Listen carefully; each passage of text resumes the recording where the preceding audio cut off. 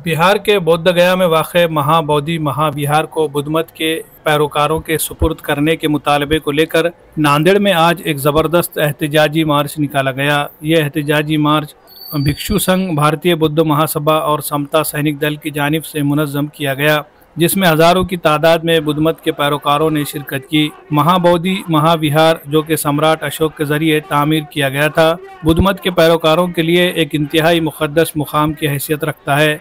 लेकिन बुद्धमत के मानने वालों का कहना है कि महाविहार की इंतज़ामिया कमेटी ब्राह्मण समाज के अफराद के कंट्रोल में है, जिसके बाइस वो अपने मजहबी रसूमात पूरी आज़ादी से अंजाम नहीं दे पाते।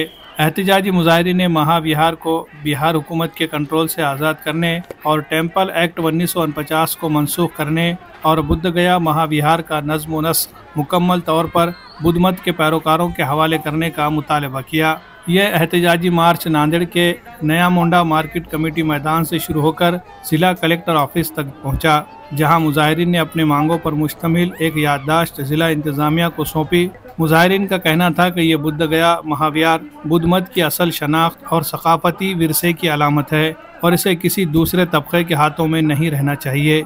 मुजाहिरीन ने बुद्धगया हमारा है, हमें वापस दो और बुद्धमत के विरसे पर कोई कब्ज़ा बर्दाश्त नहीं जैसे नारे लगाए। मुखर्रिरीन ने कहा, अगर हुकूमत ने इनके मुतालबात पर जल्द फैसला न किया तो मुल्कगीर सतह पर बुद्धमत के पैरोकार बड़े पैमाने पर एहतजाज करेंगे।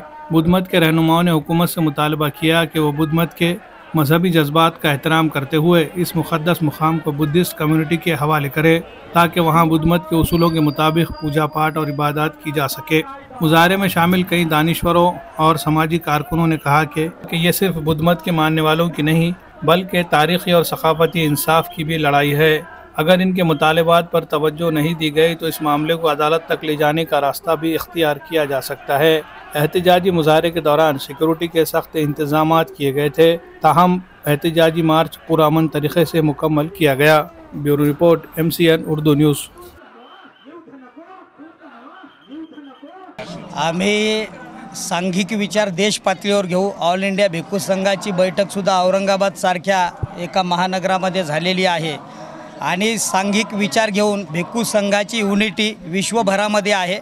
मी दिनांक 22 एप्रिल 2025 रोजी थायलंडच्या धम्मकाया टेम्पलमध्ये त्या ठिकाणावर फार मोठा एक कार्यक्रम आयोजित केला आहे। 40,000 विहारातील विश्वभरातले बौद्ध भिक्खू त्या ठिकाणावर उपस्थित राहणार आहेत। किमान 10 लाख बौद्ध भिक्खू तिथं उपस्थित राहणार आहेत। शक्य झालं तर मी त्याही ठिकाणावर हा विषय तिथं मांडणार आहे।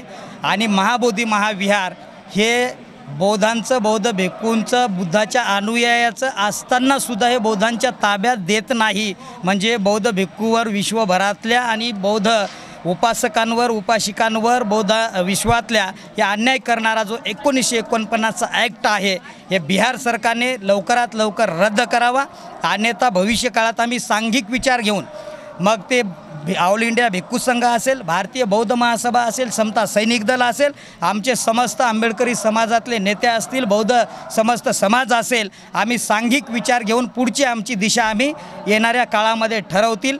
आणि नितीश सरकारने आता तरी लवकरात लवकर होशमध्ये आलं पाहिजे आणि ते 1949 बिहार ॲक्ट 1949चा रद्द करून महाबोधी महाविहार हे बौद्ध भिक्खूंच्या आणि बौद्धांच्या ताब्यामध्ये त्वरित देण्यात यावं, त्यासाठीच हा महामोर्चा आयोजित केला होता। आणि या ठिकाणावर राष्ट्रपती असतील, पंतप्रधान असतील, गृहमंत्री असतील, बिहार राज्य सरकार असेल आणि महाराष्ट्र राज्य सरकार असेल, जिल्हाधिकारी साहेबांच्या मार्फत आम्ही तसं निवेदन तिथं सादर केलेलं आहे। तर आमची मागणी एकच आहे सर्वांची की सर्व हिंदू असतील, मुस्लिम असतील, ख्रिश्चन असतील, शीख असतील, ईसाई, पारसी जेवढे काही आपल्या भारतामध्ये विविधतेतून म्हणजे एकता हा भारताला विश्वाला संदेश दिलेला। वेगवेगळ्या जाती धर्माचे लोक या देशामध्ये राहतात। वेगवेगळ्या जाती धर्मांचे जे काही मंदिर, मस्जिद किंवा चर्च असेल, गुरुद्वारे असतील, हे सर्व ज्याचे त्याच्या अधीन आहेत, ताब्यामध्ये आहेत। परंतु बौद्धांचं हे मुख्य स्थळ जिथं बुद्धांना ज्ञान प्राप्त झाली, दुःखमुक्तीचा मार्ग त्यांना तिथं सापडला, दुःखमुक्तीचा उपदेश जगाला सांगितला. लाखो करोडो ज्याची गिनती करता येणार नाही एवढे लोक दुःखातून मुक्त झालेले आहेत. आणि ते पवित्र स्थळ बौद्धांचं असून बौद्धांच्या ताब्यात नाही, ही फार मोठी शोकांतिका आहे. बौद्ध समाजावर होणारा हा अन्याय, अत्याचार आहे. अन्याय असला कारणानं आम्ही अन्यायाचा प्रतिकार करण्यासाठी आणि ते महाबोधी महाविहार मुक्त करण्यासाठी शांततेच्या मार्गानेच आमचे पुढचे पावलं हे सांघिक विचार घेऊन सर्वांच्या वतीनं पुढचे पावलं आम्ही उचलू. पहिले सगळ्या पत्रकारांचे, इलेक्ट्रॉनिक मीडियांचे आणि प्रिंट मीडियाचे, तुमच्या सगळ्यांचे अतिशय धन्यवाद की या महामोर्चाला तुम्ही सगळ्यांनी कव्हरेज केलं. म्हणजे फार फार धन्यवाद तुमच्या सर्वांचे की मी एवढ्या मोठ्या प्रमाणात महामोर्चाला कव्हरेज करत असताना पहिल्यांदा पाहत आहे आमच्या बौद्धांच्या मागणीबद्दल.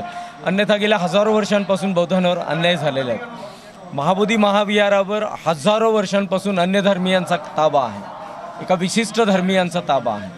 आणि जगातलं ते एकमेव असं ठिकाण आहे की प्रार्थनास्थळ एका धर्मावलंबियांचा आहे आणि त्या ठिकाणी ताबा मात्र, कब्जा मात्र दुसऱ्या धर्मावलंबियांचा आहे.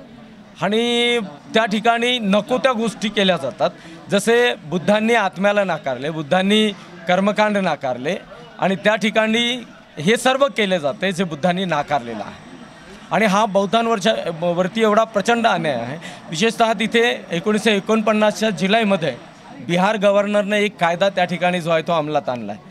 आणि बाबासाहेब आंबेडकरांनी स्वतंत्र भारताची राज्यघटना लिहिली, ती 26 नोव्हेंबर 1949ला भारत सरकारच्या सुपूर्द केली, स्वाधीन केली.